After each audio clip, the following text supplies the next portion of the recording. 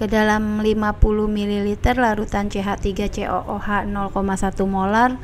Ini ditambahkan 50 ml larutan NaOH ya, 0,1 molar. pH larutan akan berubah dari berapa menjadi berapa jika diketahui Ka-nya dari CH3COOH 1 kali 10 pangkat minus 5.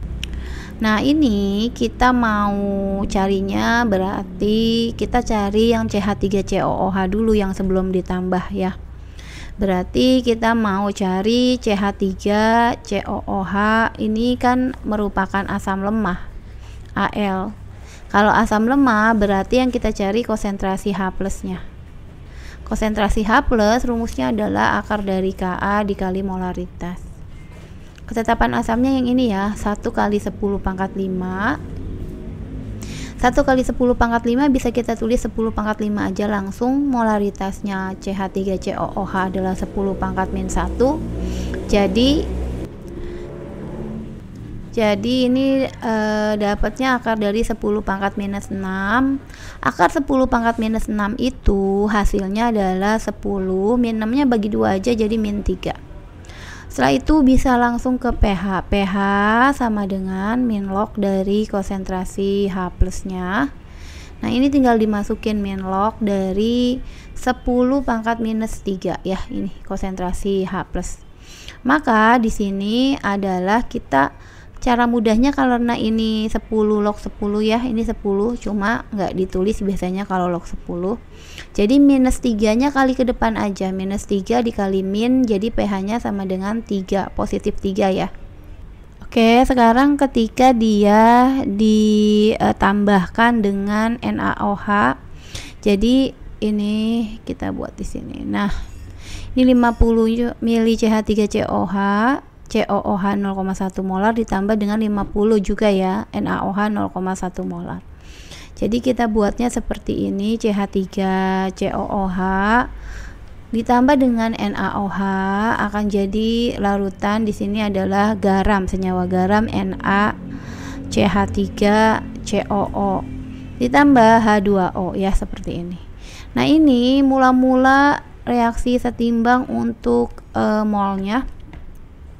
Mol itu tinggal kalikan aja molaritas volume dikali dengan molar. Volumenya tadi 50 mili, molaritasnya 0,1 jadi 5 milimol. Nah, 5 milimol kita taruh sini. Ini juga sama NaOH. Molnya 50 ml dikali 0,1 jadi 5 milimol. Di sini 5 juga. Ini belum terbentuk. Pada saat bereaksi kurangkan dengan yang mol yang paling sedikit atau paling kecil karena dia tepat habis bereaksi. Kebetulan sama nih, sama-sama 5, jadi kita kurangkan dengan 5, ini kurangkan dengan 5. Untuk reaktan di kiri akan berkurang tapi produk akan bertambah, jadi kita plus. Maka ini akan habis, sisanya ini dan ini. Maka kalau kita lihat di sini yang tersisa adalah mol garam. Maka kita bisa cari molaritas garamnya sebesar 5 mol dibagi dengan volume total. 5 milimol kita bagi aja dengan volume totalnya. Tadi 50 mili dengan 50 mili jadi 100 ml. Sama dengan 5 kali 10 pangkat minus 2 molar. Nah, seperti itu. Setelah itu kita mau buat seperti ini. Sebenarnya ini nggak direaksikan nggak apa-apa sih, tapi lebih lengkapnya begini. Kalau misalnya NaCH3COO ini terionisasi, maka akan jadi Na positif ditambah dengan CH3COO minus. Nah, ini kan molaritas garamnya yang di sini ya, 5 kali 10 pangkat minus 2 molar.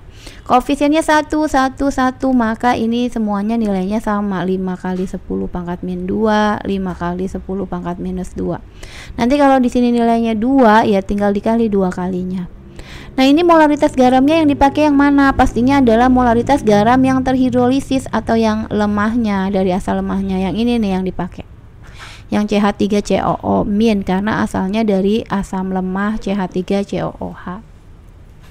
Nah, ini molaritas garam yang kita ambil, maka kita mau buat karena di sini ya yang terhidrolisis adalah asam, maka ini garamnya adalah garam yang bersifat basa. Kenapa? Karena garamnya tersusun dari basa kuat dan asam lemah, jadi mengikuti yang kuat sehingga garamnya basa. Atau kalau nggak hafal ya karena diketahuinya Ka. Kalau garam basa umumnya diketahuinya Ka. Atau KH, ketetapan hidrolisis juga boleh. Kalau nanti garam asam yang diketahuinya adalah ketetapan KB atau ketetapan basa atau ketetapan hidrolisisnya. Karena garam basa maka kita cari dulu OH-. Sama dengan akar dari ketetapan air dikali molaritas garam yang terhidrolisis. Ini yang ini ya, dibagi dengan Ka-nya.